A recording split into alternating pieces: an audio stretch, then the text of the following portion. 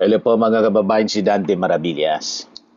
Pag-usapan pa rin natin mga kababayan yung impeachment trial ni Sara Duterte, yung mga reactions ng mga legal experts, yung ipipresent natin ngayon.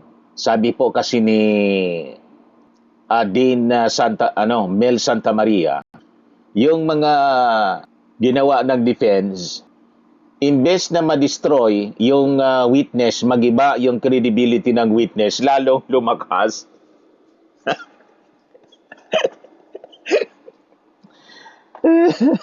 Baliktad yung epekto po na cross-examination, sabi ni. Alang talaga po. Paano niya, Mr. Maravillas, nangyari? Ginamit din kasi nila, mga kababayan, yung video ni Sara Duterte. Yung video ng pagbabanta. Iyon ang pinakang ebidensya ng prosecution. Ginamit nila bilang pangdepensa. Ayan tuloy. Lalo na napahamak.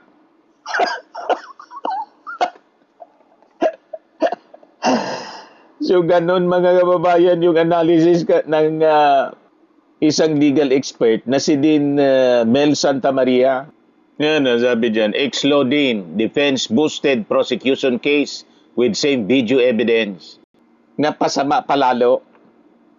Gusto nilang gibain mga kababayan yung testimony ng first witness na si Kalilong. Imbes mga kababayan na magiba, lalong lumakas yung kaso laban kay Sara. Sabi niya dito mga kababayan, you must say that that is contaminated in all sorts of things to destroy its credibility. Sabi po ni Santa Maria sa interview ng Billionaire News Channel.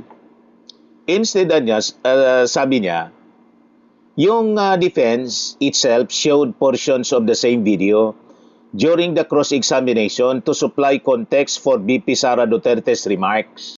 So ang question niya is, may issue pa ba ang authenticity, integrity nung USB na yon?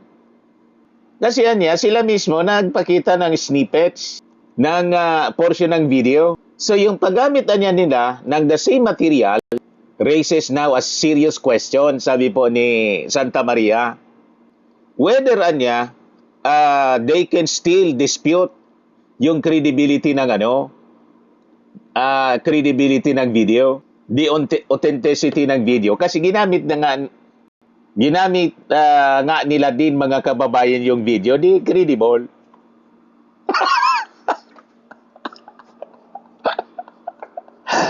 O, di ba? So, hindi na pwede nilang questionin yon kasi sila mismo ginamit nilang ebidensya. Kaya sabi niya dito, showed it and made use of it as their evidence. So, how can you say that it's not authentic when you yourself use it? So, wala na. Bagsak na yung kanilang pag-question mga kababayan ng authenticity ng video kasi sila mismo ginamit nila yung the same video bilang ebidensya nila.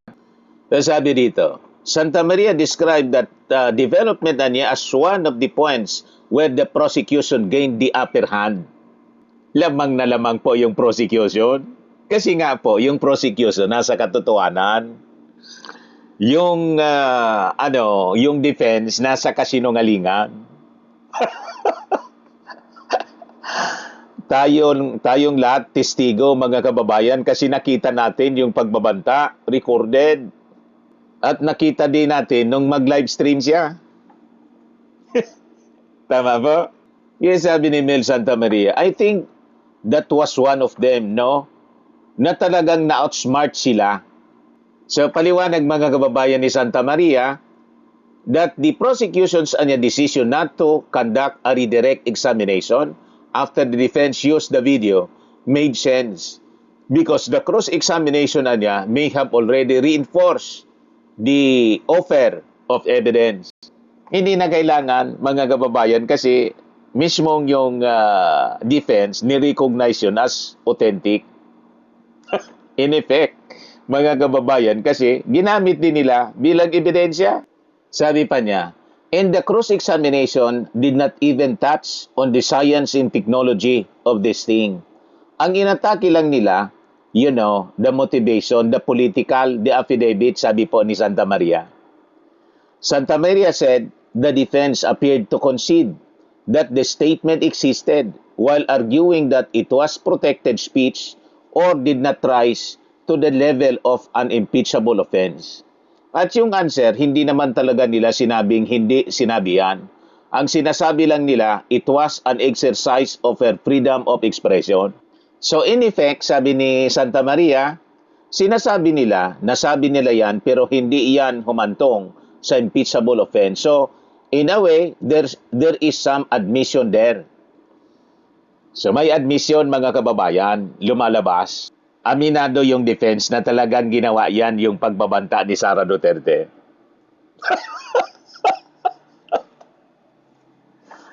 Lalong nadiin mga kababayan.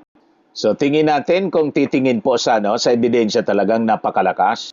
Mako-convict po si Sara Duterte. Hirap yung ating mga senador. Pati yung mga DD senators, mahirapan po sila na i-acquit si Sara Duterte kasi ang masisira mismo yung kanilang political career. And it will be a permanent judgment sa kanila. Hindi na sila makabangon. Si Sara Duterte, mga kababayan, sa totoo lang, damaged goods na po siya. Yung ang kanyang ambisyon, mga kababayan, na maging Pangulo, wala na po yon. By hook or by crook, baka matuluyan na po si Sara Duterte na madisqualify permanently. Kaya patuloy po yung pagtatago ni Sara Duterte. Di ba niya, Mr. Maravillas, pumunta doon sa Senado? Pumunta nga, pero hindi man po sumalang sa impeachment trial. Nagpa-press con lang na walang tanong. At yung statement niya pinalabas, kopya pa sa Invictus. Para lang magyabang na siya unbowed, unconquered, kahit bloody daw, unconquered siya. Yun man lang. O ngayon, kanina naman, pumunta sa Senado si Zuleika Lopez, yung kanyang chief of staff. Tinatanong kung ano sadya niya sa Senado kasi wala mang hearing ngayon. Ang sagot, maghanda daw tayo sa sa Super Typhoon Inday. Yan ang sagot ni Zuleika Lopez. May super typhoon naman talaga. Kaya lang, pag super typhoon po, pag may bagyo po, kahit hindi Inday, yung pangalan, most of the time, lumalaya si Sara Duterte. Outside of Philippine area responsibility, outside par. Hindi man sila naganda sa bagyo. Bakit kasi niya, Mr. Maravillas, kasabay ng impeachment, yung bagyo, ang pangalan Inday Super Typhoon pa. Yan na nga po. Yan ang sagot ni Zuleika Lopez. Makahulugan, umanda daw tayo sa Super Typhoon Inday. Yung nasa isip niya, hindi man yung Super Typhoon talaga, kundi umanda tayo kay Sara Duterte. Yun ang nasa isip nun, mga kababayan, na malabo nang mangyari kung ang nasa isip niya, mga kababayan, yung panalo ni Sara sa impeachment o panalo ni Sara sa 2020 election. Malabo na po. Ito si Zuleika. Pumunta ang Senado, mga kababayan. Pinagkagulan ng mga reporters.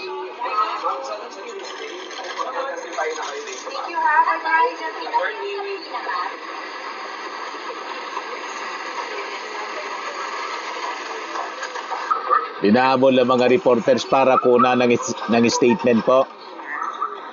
Ma-receive na po ba yung subpoena po?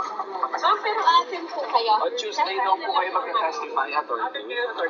Excuse me po. Will you be attending? The trial next week po, ma'am. Good morning, everyone. Good morning po. What's the reason for your visit po? Just wait for you to come in. Bakit po kayo bumisita, attorney?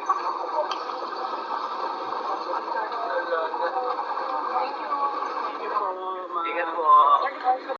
Yan sabi ni Zuleika, prepare for Typhoon Inday. So patuloy umiiwas si Sara Duterte, nagtatago sa paglilitis, nagtatago sa katotohanan. at nagtatago sa pananagutan siyempre. Kasi nga po, bagsak na talaga yung kanyang defense. Walang katotohanan ng batas mga kababayan na makapagtatanggol sa mga maling gawa niya. Yung kanyang matinding banta sa gobyerno na gustong-gusto niyang pamunuan, nagpapakita na malaki ang kanyang mapapakinabangan kung mawawala yung mga pinuno. Kaya kanyang pinagbantaan. Makuha lang yung kanyang pangarap by hook or by crook na maging Pangulo ng Bansa. So patuloy siyang umiiwas habang palihim mga kababayan na nagpetisyon yung kanyang mga kaalyado para ipatigil sa Supreme Court yung impeachment trial. Nakita na ninyo ang strategy mga kababayan? Puro patago. So ginamit mga kababayan ng kampo ni Sara Duterte ang technicality uli para questionin ang pagpipreside ni Chis Escudero sa impeachment trial. Ito po mga kababayan malinaw na sinyales ng pag-iwas na masuri ang mga mabibigat na ebidensya sa pamamagitan po ng pag-atake sa mismong sistema at opisyal ng korte. Ito po yung pinakagasgas na taktika sa mga kriminal na paglilitis. Kapag hindi mo kayang gibain yung ebidensya, aatakihin mo na yung huwes mismo. So ang pag-question kay Senate o dating Senate President, now presiding officer, Chis Escudero, ay isa pong logical na pag-atake mga kababayan sa kredibilidad ng institusyon para lamang po lumika ng delay, hindi po para sa taong bayan ang interes ng depensa, kundi para sa kaligtasan ng isang makasariling politiko. Bagsak yung kanyang defense. Matapos na ipagtanggol ng kanyang abogado yung kill threat ni Sara Duterte. Yan ang sabi ng kanyang abogado na si Attorney Mark Binduan. When BP Sara uttered those words, she was not responding as Sara Duterte, the Vice President, but Sara Duterte, the wife, mother, daughter, and sister, who only sought to protect her own and her family members' lives. Sabi pa mga kababayan ni Atty. Binduan, yung pagbanta daw kay PBBM, kay Lisa Marcos, kay Martin Romualdez, while unconventional daw, it was justified. What? May ganun na depensa mga kababayan. So ayon mga kababayan sa mga legal experts, walang lohika o batas sa Pilipinas na nagbibigay katwiran sa pag-utos ng assassination laban sa mga matataas na pinuno ng ating bansa. Yung katagang unconventional but justified, isa pong malaking sampal mismo sa ating konstitusyon at sa revised penal code. Walang anumang legal o walang anumang emosyon, galit o sitwasyon ang legal mga kababayan na nagbibigay katwiran sa pag-utos ng assassination laban sa mga pinuno ng Estado. Ang argumentong ito mga kababayan, hindi lang bagsak sa logic, kundi isang pag-amin ni Sara Duterte sa pamamagitan ng kanyang mga abogado na ginawa niya yung krimen, yung kanyang pagbabanta. Ang pagtatanggol dito mga kababayan, pagsuporta sa anarchy, ang ebidensyang video. So ang tanging naging depensa ng kanyang kampo after na maipasok na bilang ebidensya yung video, sinasabi nila na out of context lang anya ito. Naalata mga kababayan, paghanap lang ng palusot sa harap ng presentation ng mismong video. Ang depensa mga kababayan na out of context, hindi siya pumapasa bilang legal na ebidensya sa korte. Ang video po ay authenticated, malinaw ang mga boses o malinaw ang boses at tiyak ang mga pangalang binanggit ni Sara Duterte. Walang ibang konteksto mga kababayan ang pag-utos sa hitman, kundi po kriminal na intensyon. So ang pagpapumilit mga kababayan ng depensa na palusutin ito ay pagpapakita lamang ng kanilang kawalan ng respeto sa kakayahan ng publiko at ng korte na mag-isip.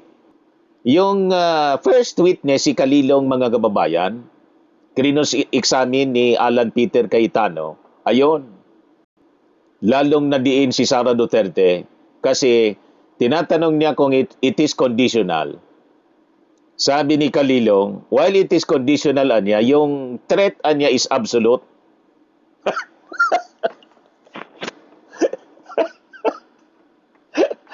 natigilan mga kababayan. Hindi na pinagpatuloy yung pagtatanong ni Alan Peter Cayetano na sumama na sa defense team ni Sara. O, di ba, mga kababayan? Lalong napahamak si Sara, nadiin sa cross-examination ni Defense Counsel Alan Peter Cayetano. Ay, nako talaga po. Unang-una, mga kababayan, kung may mag-take advantage sa kaniyang sinabi, halimbawa sabi ni Kalilong at third party, then yung utos ni Sara will be executed. Ang beneficiary mga kababayan, siya mismo. Di ba po? Talagang karumal-dumal. Imagine, yun ang plano niya mga kababayan. At dina-justify ng kanyang abogado na it is justified daw. Napasama lalo mga kababayan. And comes now yung kanyang pag-anunsyo na siya tatakbo mga kababayan sa 2028. Napakaaga pa. Talagang gustong-gusto niyang tumakbo sa politika. So ang kanyang deklarasyon mga kababayan na makuha ang pagkapangulo by hook or by crook, patunay na hindi niya ginagalang yung demokratikong proseso. So ang impeachment trial na to ay hindi personal na pag-atake mga kababayan, kundi yung pagpapatupad ng konstitusyon para proteksyonan po ang ating republika. Ang isang pinunong walang kakayahang sumunod sa batas at humarap mga kababayan sa pananagutan, walang karapatang humawak ng kapangyarihan para sa taong bayan. So ang pagtatago sa trial at paggamit ng padusot na ang conventional but justified tulad ng sinabi ng kanyang abogado ay hindi po gawa ng isang inosenteng leader.